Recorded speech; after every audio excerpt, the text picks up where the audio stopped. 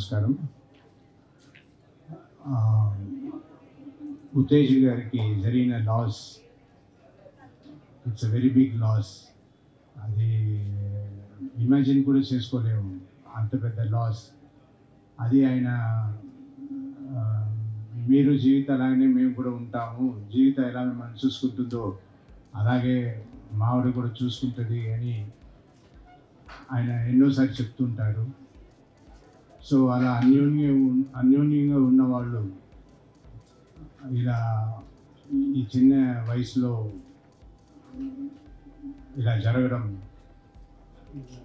చాలా అన్యాయం. ఉత్తేజ్కి ఎలా దేవుడే కరుణించాలి, వాళ్ళ ఉత్తేజ్కి వాళ్ళ పిల్లలకి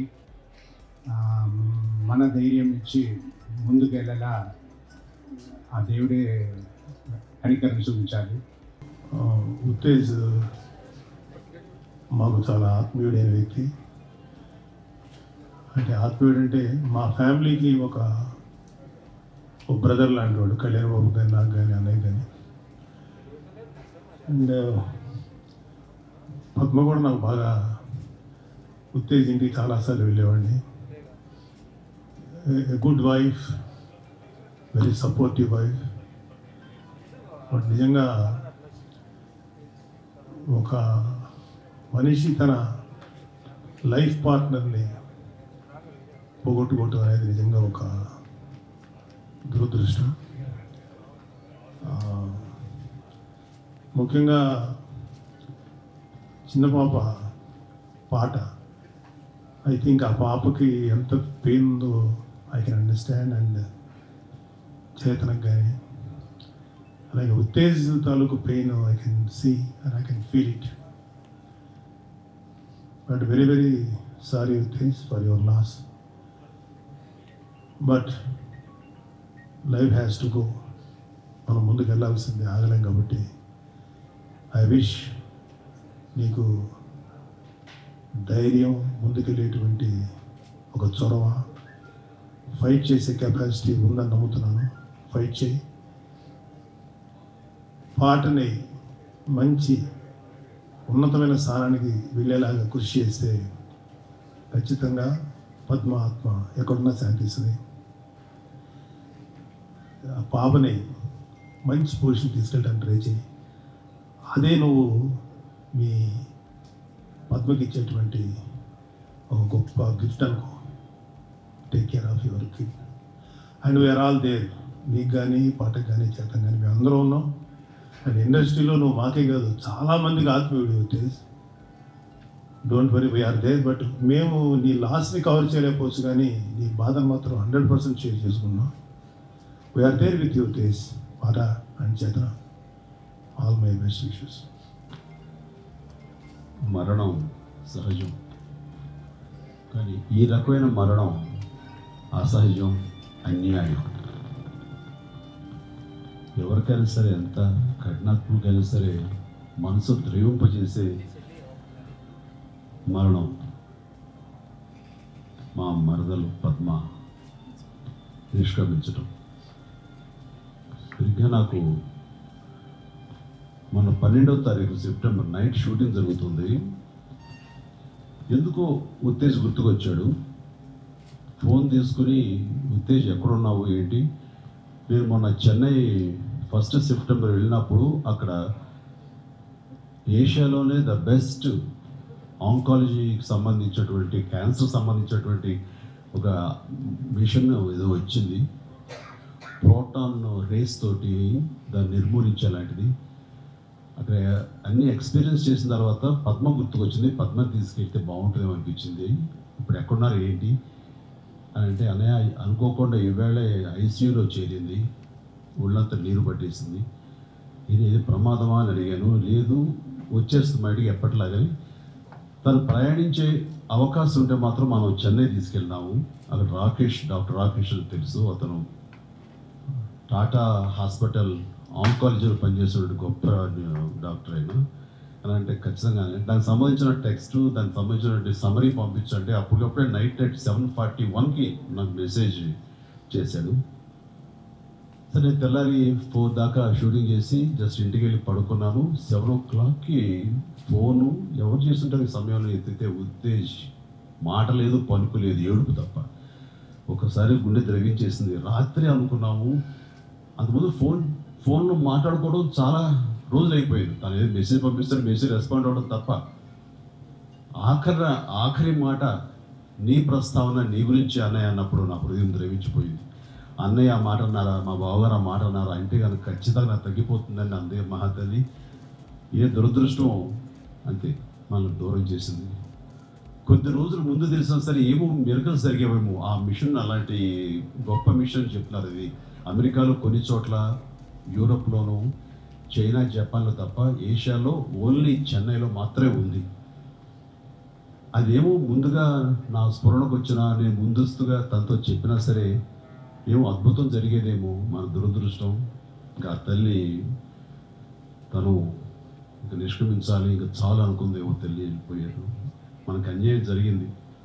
ఆ రోజున పాప ఏడుస్తూ అమ్మ వెళ్ళిపోయింది, అన్యాయం అంటుంటే కనుక నేను ఒకటే అన్నాను, అమ్మ ఇన్నాళ్ళు బాధపడింది, ఇప్పుడు దేవుడి ఊరిలో హాయిగా నిష్క్రమిస్తుంది. అమ్మ ఇక్కడ ఉండి బాధపడాలా మన సంతృప్తి కోసం, లేదంటే దేవుడి దగ్గరికి వెళ్ళి ఆయన ఊరిలో తల పెట్టుకొని హాయిగా ఉండాలా చెప్పమ్మా అంటే అక్కడే ఉండాలి పెదనాన్న అంది. ఆ మాట తను ఎలా కనిపించేదేమో తెలియదు, కానీ తను కొంచెం ఊరట చెందింది. అలాగా ఆ మనసు ఊరట చెందేలాగా ఆ మాట చెప్పాను. అక్కడ సన్నివేశం చూస్తే నిజంగా ఎవరికైనా సరే కళ్ళు చెమర్చిపోతాయండి. ఆ చిన్న బిడ్డ అమ్మకి ఇష్టమైన పాట అంటూ అమ్మ బాడీ దగ్గర ఉండి ఆ హిందీ పాట పాడుతూ, అమ్మ లేమ్మా నీకు ఇష్టమైన పాట పాడుతున్నాను, కదులమ్మా, మాట్లాడమ్మా, చెప్పమ్మా అంటుంటే అసలు అది హృదయ విదారకమైనటువంటి. ఎవరికి ఇలాంటి కష్టం రాకూడదు, ఇలాంటి నిష్క్రమణ, ఎలాంటి హింతు లేని నిష్క్రమణ మాత్రం ఉండకూడదు.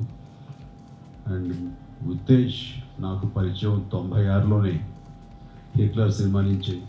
బట్ ఎప్పుడో ఒక గర్భాన పుట్టంత తమ్ముళ్ళలాగా అతను అంత ప్రేమ చూపేవాడు. అలాంటిది నేను కూడా అదృష్టంగా భావిస్తూ అతనితో పాటు ఆ అనుబంధం అలా కొనసాగిస్తూ వచ్చాను. నాకు ఎందరో తమ్ముళ్ళు. ఆ తమ్ముళ్ళు సో తను ఒకడు.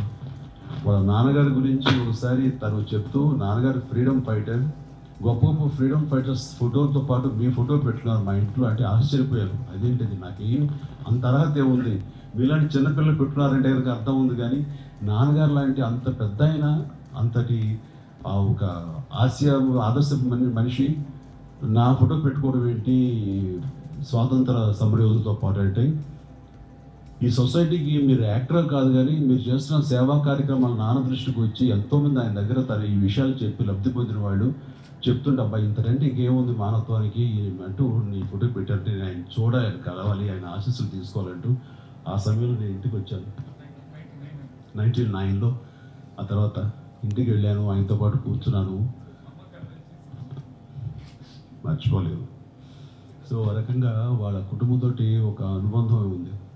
మొన్న నా మ్యాంగో సీజన్ వచ్చినప్పుడు ఈ పాప వాళ్ళకి మ్యాంగోస్ పంపిస్తే వాళ్ళ అమ్మగారు పద్మ ఎవరికి పెట్టరు, నేనే ఉంచుకుంటాను, మా బావగారు పంపారంటూ తను తిని ఆ రకంగా అసలు అంత ఇదిగా ప్రేమను చూపించింది అమ్మాయి. ఇవన్నీ కూడాను వెళ్ళలేనటువంటి ఎమోషన్స్ ఇవ్వండి మనకి. ఇంకా 1-2 మొన్న నా బర్త్డే రోజున పాట ఇంటికి వచ్చింది. వాళ్ళ నాన్న వచ్చో లేదో నాకు గుర్తులేదు, కానీ ఈ పాప వచ్చి సాయంత్రం కూర్చుంది, మా అమ్మతో పాటు కూర్చుని అమ్మకి పాటలు ఇష్టం, తన పాటలు వినిపించింది. అమ్మ ఎంత ముచ్చట పడిపోయిందంటే ఎంత చక్కగా పాడుతుందిరా ఆ బిడ్డ, ఇది ఆ కన్నతల్లి ఎంత అదృష్టవంతురాలు రా అంటూ ఉంది. అలాంటి కన్నతల్లి మమ్మల్ని దిక్కులేని వాళ్ళు చేసి వెళ్ళిపోయింది. సో ఆ రకంగా ఉత్తేజ్ కుటుంబం, నా కుటుంబం, నా మనిషి నిష్క్రమించినట్టుగా నేను ఫీల్ అవుతున్నాను. ఏ బంధమైనా సరే రండి తట్టుకోగలమండి. కాలం ఆ నొప్పిని మరిపించేలా చేస్తుంది. అన్న తమ్ములు కానీ, తండ్రి కొడుకులు కానీ, లేదా తల్లి కూతుళ్ళు కానీ, అన్న చెల్లెలు కానీ, ఏ బంధమైనా సరే కొన్నాళ్ళు పోయిన తర్వాత అది మర్చిపోతాం. కానీ మర్చిపోలేనిది జీవితాంతం వెలితిగా ఉండేది భార్యాభర్తల బంధం. సుదీర్ఘమైన ప్రయాణం వాళ్ళది. అది ఒకరి మీద ఒకరు ఆధారపడిపోయే ఇది రిలేషన్షిప్. అది ఒకళ్ళు లేకపోతే ఇంకోళ్ళు ఉండలేము అనుకునేది. మిగతా కుటుంబ సభ్యులు వాళ్ళ జీవితాలు వాళ్ళకు ఉంటాయి, వాళ్ళ బిడ్డలు వాళ్ళకు ఉంటారు, వాళ్ళ సమస్యలు వాళ్ళకు ఉంటాయి. కానీ ఒకరి మీద ఒకరు ఆధారపడి ఒకరు లేకపోతే మరొక జీవితం అగమ్య గోచరం శూన్యం అనే భావం కలిగేది, ఎలా బతుకు వెళ్ళదీయాలని అనిపించేది కేవలం భార్యాభర్తల మధ్య. నేను అది ఎవరూ తీర్చలేని లోటు, అది జీవితాంతం మిగిలిపోయే లోటు, మాయం, ఇంకా గాయంగా మానని గాయం అది. అది కేవలం వాళ్ళ యొక్క మానసిక స్థైర్యంతో బిడ్డలను చూసుకున్నాం తను అన్ని రకాలుగాను కుదురపడాలని, ధైర్యం తెచ్చుకోవాలని. ఈరోజు కూడా మనిషి విలువలు ఆడిపోతున్నారంటే అబ్బాయి ఎంత డెలికేట్ మనిషి, ఎంత బాధను అనిపిస్తున్నాడు అనేది మనం మాటలు చెప్పలేము. సో భగవంతుడు నీకు మానసిక స్థైర్యం ఇవ్వాలి ఉద్దేశ్, బిడ్డలాగా అభివృద్ధి దృష్టిలో పెట్టుకో. కాబట్టి ఆ తల్లి ఎక్కడున్నా సరే వాడు తన ఆశీస్సులు ఉంటుంది, తన బిడ్డల మీద పుట్టబోయే తన మనవరాల మీద ఖచ్చితంగా ఉంటుంది ఆ తల్లికి. మీరందరూ ధైర్యంగా ఉండండి, ఆవిడ ఆత్మశాంతి చేకూరాలని మాత్రం అందరం ప్రార్థిద్దాం. ఉంటాం. ఉత్తేజ్ ఏం సంపాదించుకున్నాడంటే ఇంతమంది వచ్చారు, ఇదే వాటి సంపద. ఇండస్ట్రీలో ఎప్పుడైనా ఏదైనా ఇన్ఫర్మేషన్ కావాలంటే కదా ప్రోగ్రామ్ ఎక్కడ తిరుగుతుందా ఇవాళ ఏంటి అంటే నేను చేసే కేజీకే ఫోన్ చేస్తుండేవాడిని.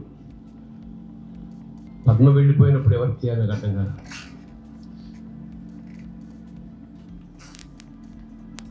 ఇవాళ పాట అభివృద్ధి, రేపు మనవరాలో పుట్టే అద్భుతమైన ఫ్యూచర్ సడన్గా తెంపేసుకుని తుంచేసుకుని వెళ్ళిపోయింది. మంచి రచయిత, వాడు కవి, నటుడు. ఎప్పుడు అంటుండేవాడు ఇన్ని ప్రతిభలు ఉన్నాయరా, నువ్వు మంచిగా డైరెక్ట్ చేయొచ్చు కదా ఈ సినిమా అంటే, అవకాశం కాదు కదా అన్నయ్య అంటుండేవాడు. ఇలాంటి సమయంలో ఏం మాట్లాడాలో తెలియదు. ఆ పరమేశ్వరుడు వాడికి తట్టుకునే శక్తిని ప్రసాదించమని కోరుతూ, పద్మ చిరంజీవి, ఎందుకంటే చిరంజీవి గారు వచ్చారు ఇవాళ. నిజంగా మీలాంటి వాళ్ళు వచ్చి ఇలాంటి సందర్భాల్లో మాతో పంచుకుంటుంటే మాకు ఎంతో ధైర్యంగా ఉంటుంది sir. You always do that. Already చేస్తాం. చాలా ఇంతకన్నా చెప్పాల్సింది ఏం లేదు. వచ్చేసి ఆ పరమేశ్వరుడు మీ కుటుంబాన్ని చల్లగా కాపాడాలి. శుభం. టోటల్గా మా రక్త సంబంధం తరఫున, మా కుటుంబాల తరఫున మేమందరం తల వంచి చిరంజీవి గారికి పాదావందనం చేస్తున్నాం.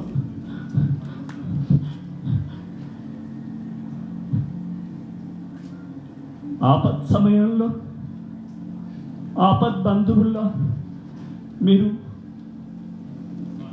ఆ హాస్పిటల్కి వచ్చినప్పుడు కానీ, ఆ తర్వాత మీరు వాటితో పంచుకున్నటువంటి ఈ ఆత్మీయతని, ఈ ఆప్యాయతని, ఈ వాత్సల్యాన్ని, పద్మకు మీరు ఇచ్చినటువంటి ఆ ప్రేమ నివాళిని మేము ఎన్ని జన్మలెత్తినా మీకు మేము రుణపడిపోయినాం సార్.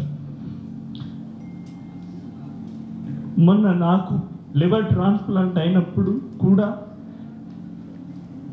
భయంకరమైన కరోనా పరిస్థితిలో ఉత్తేజ్ చెప్పగానే చిరంజీవి గారు వీడియోలో కాల్ చేసి, నువ్వు తిరిగి వస్తావు అశోక్, మళ్ళీ నువ్వు పాటలు రాస్తావు, నువ్వు మళ్ళీ తిరిగి వస్తావు అశోక్ అని మీరిచ్చిన సపోర్ట్, టోటల్ తెలుగు సినీ పరిశ్రమే నన్ను ఆశీర్వదించినట్టుగా భావించాను సార్.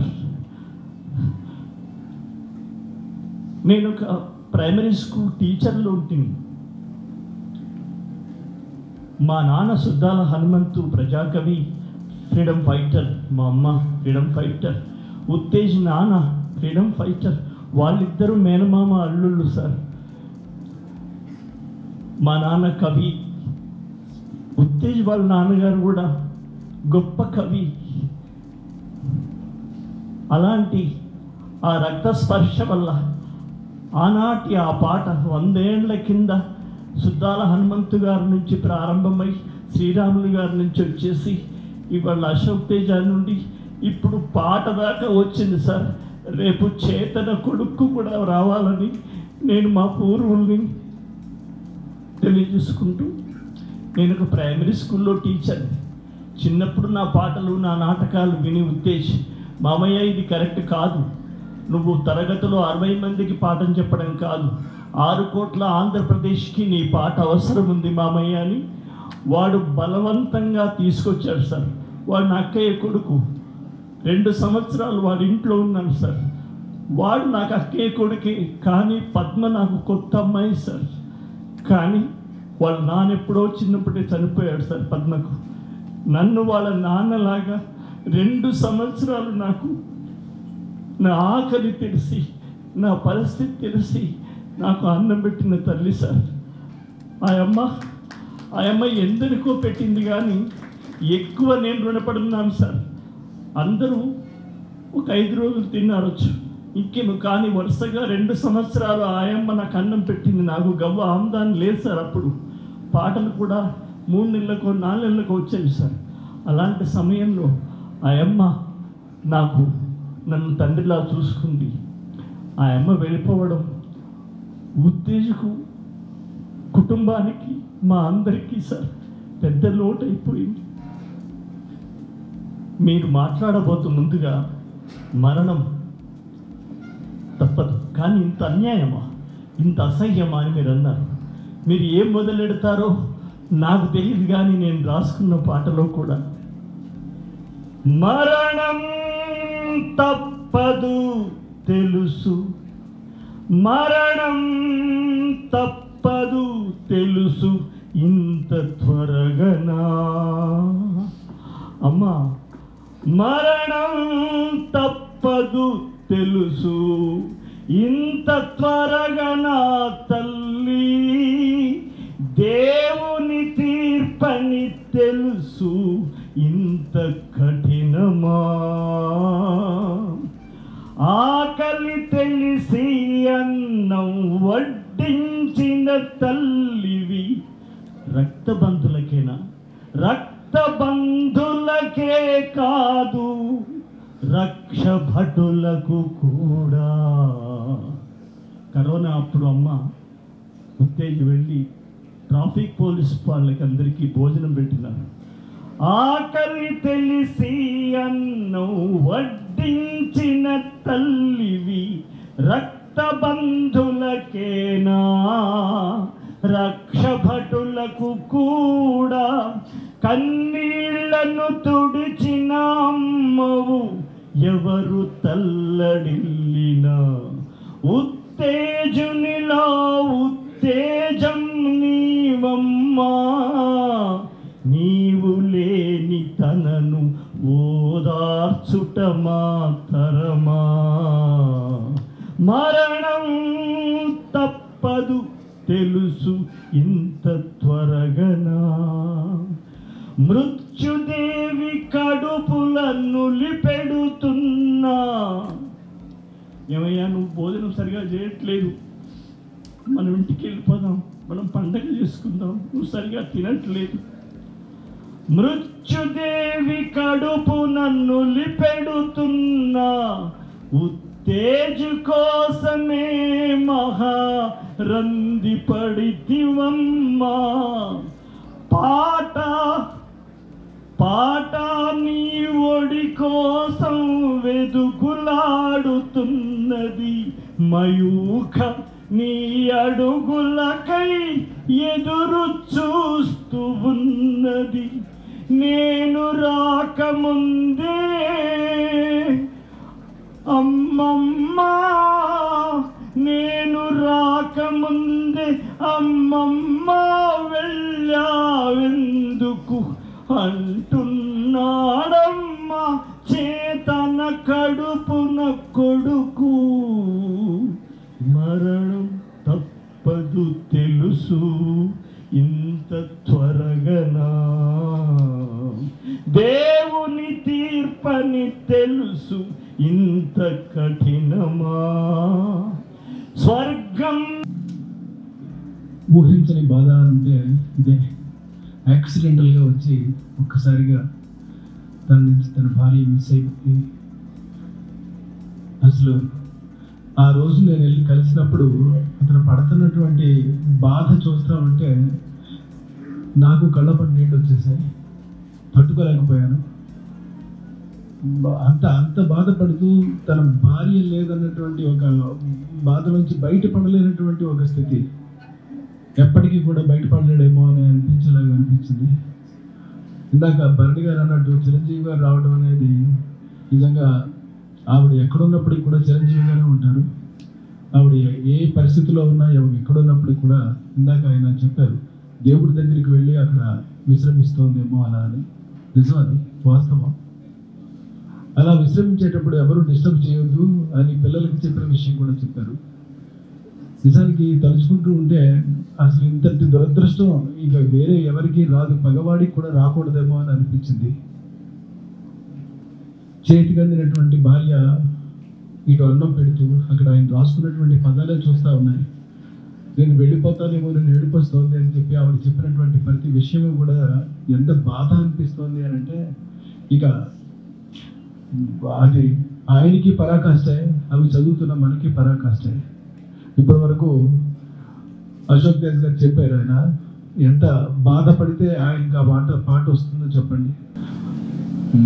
నలుగురితో పాటు నలుగురిని ఆశీర్వదిస్తూ, అందరినీ ఆశీర్వదిస్తూ, అందులో మనం కూడా ఉంటూ అమ్మ దీవెనలు మనం అందుకుంటూ ఉంటాం అనుకు అనిపిస్తోంది. ఓకే, పద్మ గారు ఆత్మకి సంపూర్ణమైనటువంటి శాంతి కలిగించాలని భగవంతుని కోరుకుంటున్నాను. నిజంగా డెఫినెట్గా ఆత్మశాంతి కలగాలంటే జీవించి ఉండగా తాము ఎవరి పట్ల మమకారాన్ని, ప్రేమని, ఆత్మీయతని, జీవితాన్ని పంచుకున్నారో అలాంటి వారి ఒక ఆ స్పందన అంటే ఆ ప్రేమంతా ప్రతిఫలిస్తూ తను ఎన్నంటే ఉంది, తను స్వర్గానికి వెళ్ళినప్పటికీ కూడా నన్ను ఈ ప్రేమ విడిచిపెట్టలేదు, నాతోటే ఉంది అనే ఒక భావన కలిగినప్పుడు డెఫినెట్గా ఆ ఆత్మ శాంతిస్తుంది అనే భావం కలిగింది. ఇవాళ చిరంజీవి గారు పద్మ గారు లేరు అని తెలిసిన క్షణం నుంచి కూడా ఈ రోజుకి ఈ క్షణం వరకు కూడా ఆ కుటుంబానికి, ఉత్తేజకి, వాళ్ళ పిల్లలకి కూడా తను ఆత్మస్థైర్యాన్ని పంచుతూ ఇంత ఒక లాలనని పంచినప్పుడు డెఫినెట్గా ఆ పద్మగారు అక్కడి నుంచి చూస్తూ చిరంజీవి గారికి కృతజ్ఞతలు తెలియజేసుకుంటూ ఉంటుందని నాకు మనసుకు అనిపించింది. ఇంతటి సంస్కారం ఉన్నటువంటి వ్యక్తులు తన చుట్టూ సంపాదించుకున్నటువంటి ఉత్తేజకి డెఫినెట్గా భగవంతుడు ఆత్మస్థైర్యాన్ని కలిగించాలని, పద్మగారికి ఆత్మశాంతిని కలిగించాలని కోరుకుంటున్నాను. Thank you. శాంతి కలగాలని ప్రార్థిస్తూ, మాట్లాడే సమయం కాదు, ఇంతమంది ఉన్నారని అందరూ చెప్పినా ఎవరూ తీర్చలేని బాధ.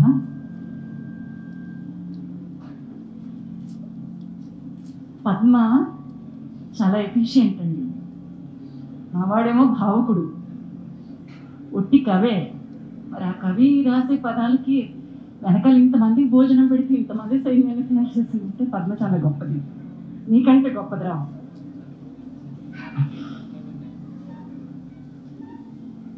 చాలా ఎఫిషియెంట్ మనిషి వెళ్ళిపోయినప్పుడు, ఎస్పెషల్లీ పార్ట్నర్స్లో ఒక వ్యక్తి చాలా ఎఫిషియెంట్గా ఉండి బండి నడిపించే ఒక స్టీరింగ్ వెళ్ళిపోయినప్పుడు నీ మీద ఇంకొంచెం ఎక్కువ భారం పడుతుంది. I want you to be strong. చాలా ఎఫిషియెంట్ పిల్లలు నీకు.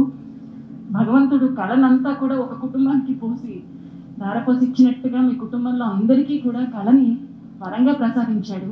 దాన్ని మీరందరూ కూడా చాలా కష్టపడి ఇంకో 4 పిల్లలు తయారు చేయాలనే స్ఫూర్తితో ముందుకు తీసుకెళ్తున్నారు. దానికి పద్మ ఎప్పుడూ సహకరిస్తూ ఉంటుంది, పైనుంచి కూడా సహకరిస్తూనే ఉంటుంది. But as a parent, not just for your children, for students of Mayukha also, I want you to be more strong. ఇంతమంది నీకు ఉన్నారు అంటే నువ్వు బెంబేలెత్తడానికి కాదు. పద్మ నీకు ఇంత ఎఫిషియన్సీ నేర్పించిందంటే నేర్పించడానికే ఉందేమో. ఇన్నాళ్ళు నువ్వు పట్టించుకోలేదంటే ఇలా చేయనన్నా అని చెప్పడానికి ఇన్ని చేసి చూపించి గబగబా హడావుడిగా సర్దేసి వెళ్ళిపోయిందేమో.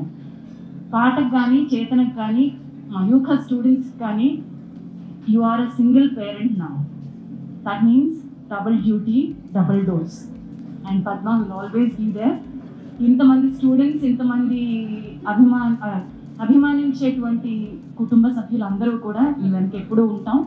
ఎలాంటి సహకారం కావాలన్నా ఇంతమంది పెద్దవాళ్ళు, ఇప్పుడు చిరంజీవి గారు లాంటి వాళ్ళ ఉదాత్త హృదయం ముందు మేము చిన్నగా అనిపించిన ఈ చిన్న సైన్యం కూడా నేను అనుకున్నారు. ఆ పెద్దన్నయ్య ముందు నడుస్తూ ఉంటే మీ వెనకాల మేము అందరం తలా చెయ్యి వేయడానికి ఉన్నాం. God bless you, we're all with you. నిజంగా చాలా బాధగా ఉంది. ఎందుకంటే గత 25 years నుంచి ఉత్తేజ్ ఫ్యామిలీతో నాకు అనుభవం ఉంది. పద్మ నాకు ఒక సిస్టర్ లాంటిది. నన్ను తేజు అన్నయ్య అంటాడు, పద్మ కూడా నన్ను అన్నయ్య అంటుంది. ఇంత అనుబంధం మా ఫ్యామిలీతో. ఎప్పుడు ఏ ప్రాబ్లం వచ్చినా మేమంతా కలిసి దాని ప్రాబ్లం సాల్వ్ చేయడం జరుగుతుంది. మయూకా ఇన్స్టిట్యూట్ స్టార్ట్ చేసినప్పుడు నా దగ్గరికి వచ్చి నీ చేతుల మీదుగా చేయాలన్నాయి అన్నప్పుడు నేను వెళ్ళి దాన్ని ఓపెన్ చేయడం జరిగింది. అప్పుడే సెటిల్ అయ్యే టైంలో ఉత్తేజ్ అనేవాడు, అన్నయ్య ఇప్పుడు చాలా బాగుంది, మయూక పెట్టిన దగ్గర నుంచి చాలా పాజిటివ్గా ఉంది, చాలా సినిమాలు వస్తున్నాయి, చాలా సినిమాల్లో హీరోగా నటిస్తున్నాను అని చెప్పిన తర్వాత సూపర్, చాలా గుడ్గా, ఇలాగ వెళ్ళిపో, కాన్సన్ట్రేట్ చేసి పిల్లల్ని దృష్టిలో పెట్టుకుని ముందుకెళ్ళు అని చెప్పడం జరిగింది. అలాగే తనకి ప్రాబ్లం ఉన్నప్పుడు ఫస్ట్ నాకు కాల్ చేసి ఏం చేయాలో తెలియట్లేదు, బసవతారక హాస్పిటల్ అర్జెంటుగా జాయిన్ చేపిస్తారు, ఏం చేస్తారని చెప్పగానే అటు నేను బాలకృష్ణ గారికి కూడా నేను ఫోన్ చేయడం జరిగింది. అక్కడ ఇమీడియట్గా వాళ్ళు అరేంజ్ చేసి అక్కడ చేయించుకోవడం కూడా జరిగింది. నేనే కాదు, పూరి జగన్నాథ్ ఫోన్ చేశారు, చాలామంది చేసి అక్కడ జాయిన్ చేయించడం జరిగింది. ఎప్పటికప్పుడు చూసుకుంటాను. సడన్గా హఠాత్తుగా ఇది జరిగేపాటికి నిజంగా నేను కూడా ఊళ్ళో లేని ఆ రోజు కరెక్ట్గా బెంగళూరులో దిగంగానే నాకు ఫోన్ రావడంతో ఏం చేయాలో కోరుకోలేదు. ఇంత త్వరగా వెళ్ళిపోతుందని నేను అనుకోలేదు. పద్మ, నువ్వు ఎక్కడున్నా ఆత్మశాంతి చేకూరాలని మనస్ఫూర్తిగా కోరుకుంటున్నాం. అలాగే ఉత్తేజ్కి, మీ పిల్లలకి మేము అందరం అండగా ఉన్నాం. అందరికంటే అన్నయ్య చిరంజీవి గారు మీకు ఫుల్ సపోర్ట్గా ఉన్నారు. ఆయనతో పాటు మేము అందరం ఉన్నాం. మరొకసారి ఆత్మశాంతి చేకూరాలని మనస్ఫూర్తి కోరుకుంటున్నాం. Thank you very much. Uttej ప్రాణమౌ ఉత్తమ ఇల్లాలు, ఉత్తేజు ప్రాణమౌ ఉత్తమ ఇల్లాలు, పద్మ ఇహము వీడి పరము చేరే, పద్మ ఇహము వీడి పరము చేరే,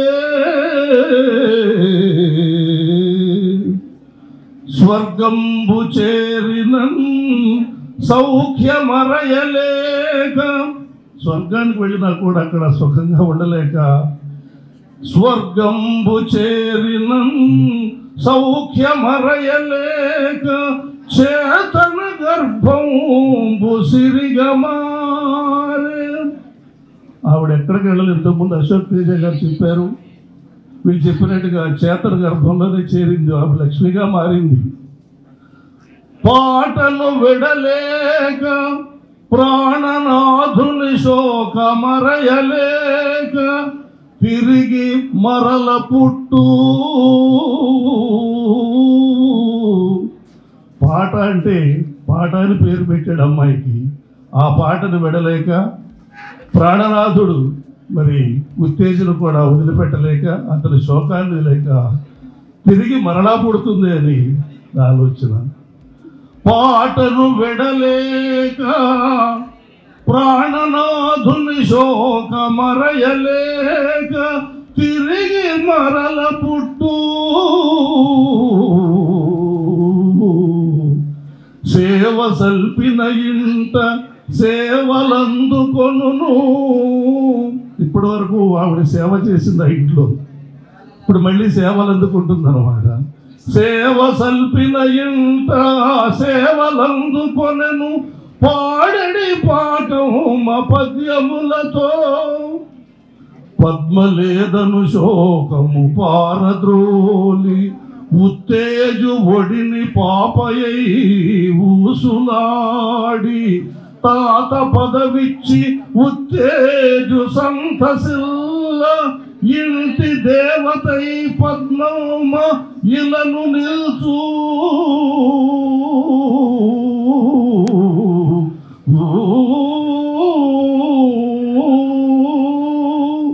ఇంటి దేవతై పద్మమయలను నిల్చు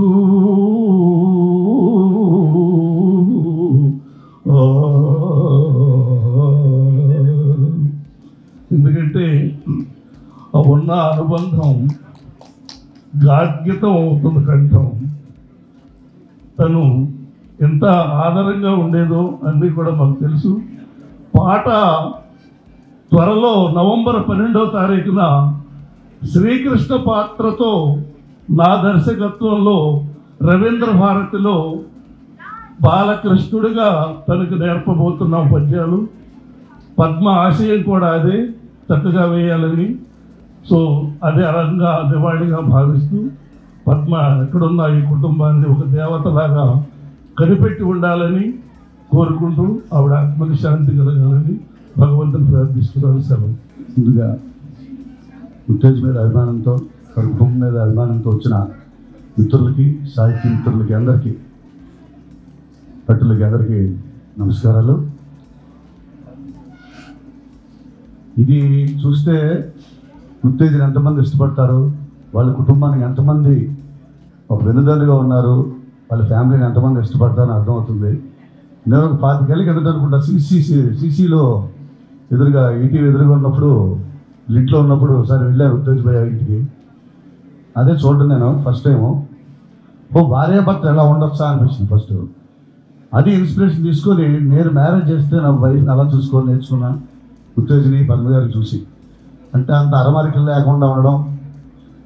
ఉత్తేజ్ 10 మాటలు మాట్లాడితే అందులో 9.5 మాటలు పద్మ గారి గురించి ఉంటుంది. అంటే అంత ప్రేమ పడే మనుషులు నేనైతే చూడలేదు, అలాంటి జంటను చూడలేదు. అందుకనే ఎక్కువ ఎమోషన్ అవుతున్నాడు. ఇంతవరకు ఆవిడ తనలో ఉత్తేజం దాచింది, ఉత్తేజ్ తనలో పద్మగారు దాచారు. ఇప్పుడు ఇద్దరినీ మోయాల్సిన బాధ్యత ఉత్తేజ్దే.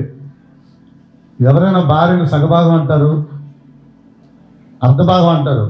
తన 2 భాగాలు పద్మగారిలో ఉన్నాయి. 2 భాగాలు పద్మగారే.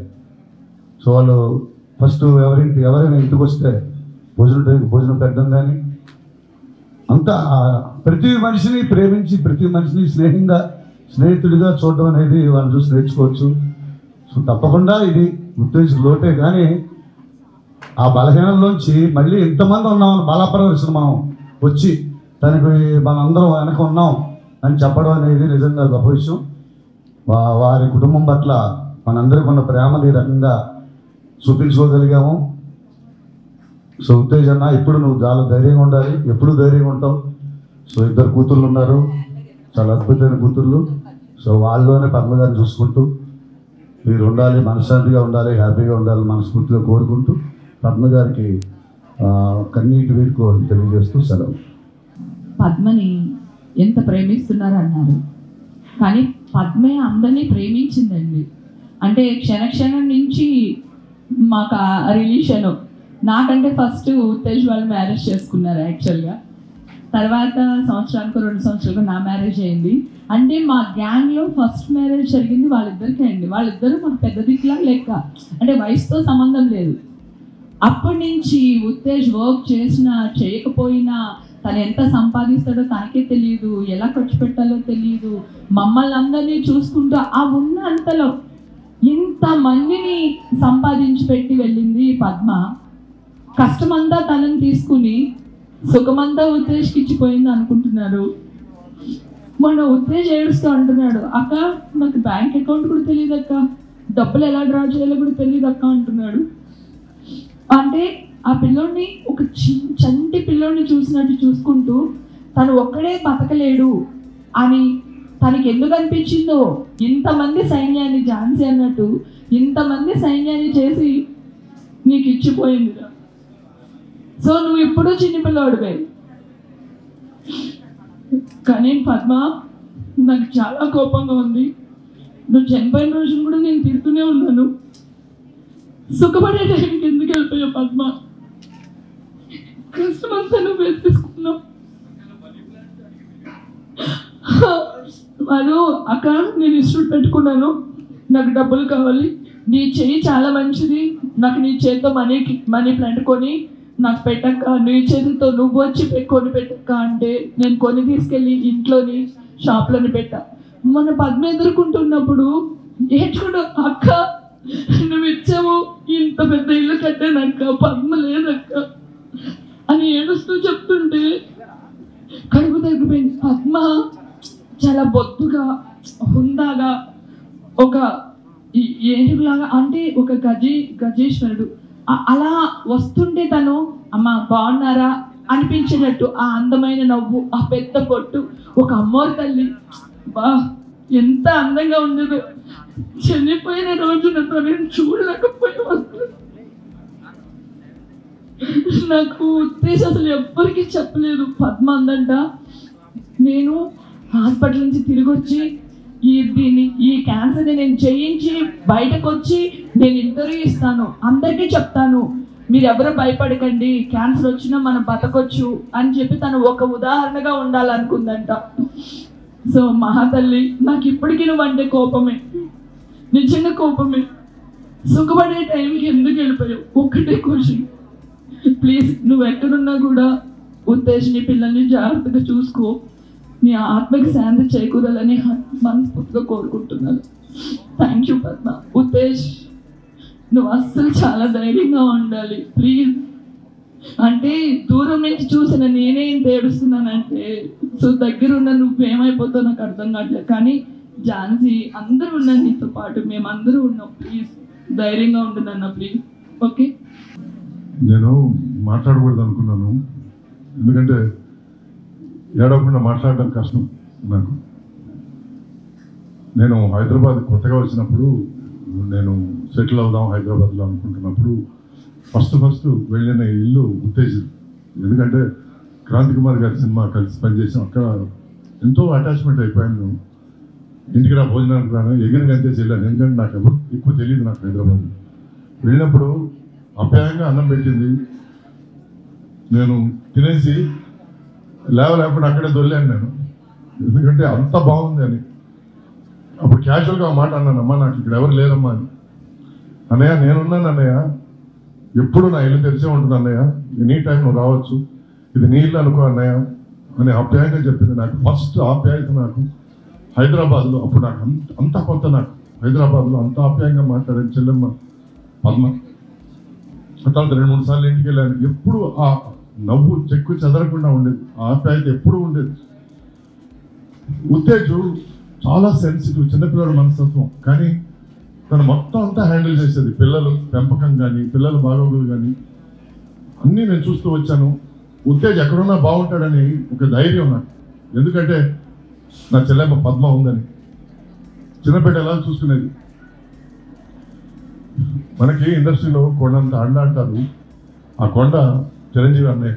ఆయన దగ్గరుండి ఈరోజు అందరినీ ఆప్యాయంగా పలకరించి ఈ ఫంక్షన్ నడిపించినందుకు ఆయనకి థ్యాంక్స్ చెప్పాలి. ఆయన లేదు కదా, ఉన్న వాళ్ళకి థ్యాంక్స్ చెప్పడం కంటే వెళ్ళిపోయిన వాళ్ళకి థ్యాంక్స్ చెప్పడం ఇంకా బెటర్ అనుకుంటున్నాను. ఒక విషయం మాత్రం చెప్తాను, పిల్లలు ఇద్దరు ఎక్స్ట్రీమ్లీ టాలెంటెడ్ పిల్లలు. వాళ్ళిద్దరు భవిష్యత్తు బంగారంగా ఉంటుంది. మీకు అమ్మ లేదనుకోవద్దండి, ఇప్పుడు ఒక దేవత ఉంది, పై నుంచి మిమ్మల్ని దీవిస్తుంది, మీ జీవితాలు బాగా క్షేమంగా చక్కదిద్దుతుంది, మంచి దారి చూపిస్తుంది. ఉత్తేజ్, ఇక నుంచి చూడు, తను ఇప్పటి వరకు నీకు ప్రేమను అందించింది, ఇక నుంచి దేవతలు అందిస్తుంది.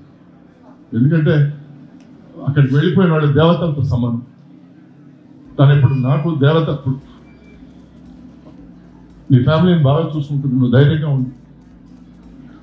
మేము ఉన్నాము, ఎనీ టైం మాకు ఫోన్ చేయించానంటే అవన్నీ మామూలు మాటలు, కానీ పద్మ మాత్రం మీకు ఎప్పుడు జీవితాంతం ఉంది, ధైర్యంగా ఉంది. ఇప్పుడే లైఫ్ మళ్ళీ స్టార్ట్ అవుతుంది. తను ఇచ్చే దీవెనతో you will see a new beginning. So ఇంత నెగటివ్ ఫీలింగ్లో ఒక పాజిటివిటీతో నేను నా మాటలు ఆపుకుంటున్నాను. It is going to be good from now on. వెళ్ళిన వాళ్ళు సంతోషంగా వెళ్ళిపోతారు, మిగతా అందరినీ బాధలో వదిలి వెళ్తారంటారు. బట్ నీకు సంతోషాన్ని తన దీవెనలు అందిస్తాయి. Take care of yourself, be strong. Thank you. Padma ఒక ఉత్తేజ్ వైఫ్గానే కాకుండా తను సోషల్ సర్వీస్ కానీ ఎవరికి ఏది కావాలన్నా అండగా సహాయంగా ఉండే అమ్మాయి. ఎందరో కొత్త వాళ్ళకి ఉత్తేజ్ కానీ పద్మ కానీ వీళ్ళు ఎంత ఎదిగారని నాకు తెలియదు, కానీ వీళ్ళని పట్టుకుని ఎదిగిన వాళ్ళు చాలామంది ఉన్నారు. సో నాకు పద్మ అసలు లేదు అని వినటానికే కొంచెం ఆశ్చర్యంగా ఉంది. నాకు మొన్నటిదాకా తెలియదు. సడన్గా మొన్న ఎవరికో ఏదో ఫోన్ చేస్తుంటే ఫోన్లో చెప్తారు ఇట్లా జరిగింది. తర్వాత నిన్న ఉత్తేజ్ ఫోన్ చేసి చెప్పాను విషయం. ఆశ్చర్యం, చాలా బాధాకరమైన విషయం. బట్ జీవించినంతకాలం పద్మ తనకి తన వాళ్ళకంటే కూడా తనకి తెలిసిన వాళ్ళకి, తనకు కావాల్సిన వాళ్ళకి, తన వాళ్ళకి అందరికీ సేవ చేస్తూ ఎంతో ఉన్నతమైన స్థితిలో బతికింది. ఆవిడని మనందరం ఆదర్శంగా తీసుకోవాలి. ఆత్మశాంతి, పద్మాత్మకు శాంతి కలగాలి. ఉత్తేజ్ ఫ్యామిలీకి నా ప్రగాఢ సానుభూతి చేస్తుంది.